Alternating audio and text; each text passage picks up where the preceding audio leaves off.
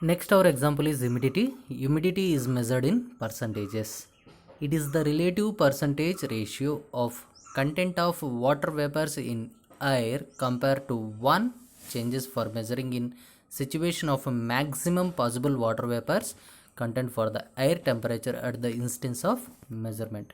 So already we are familiar with humidity, that is the water vapor content in air.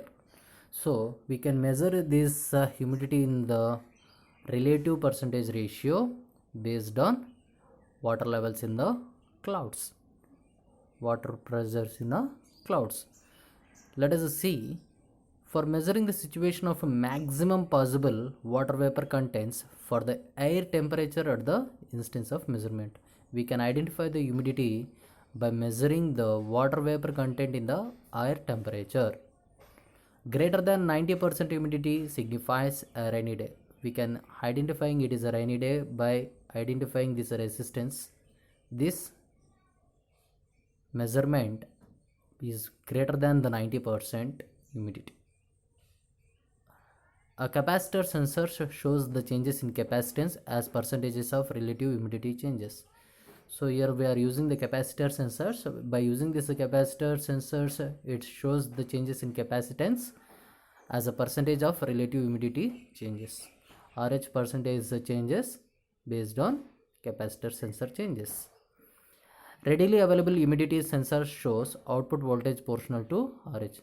Readily availability humidity sensor shows the output voltage proportional to RH percentage.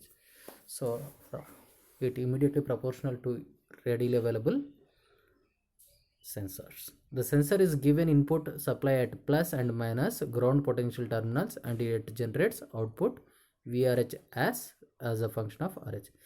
By using the sensors, capacitor sensors through the humidity to identify the humidity, we are giving the input and output.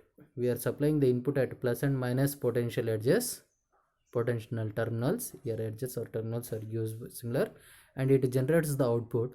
So how it generates the output? In the form of VRH. V stands for voltage, RH stands for relative percentage ratio as the function of relative percentage ratio.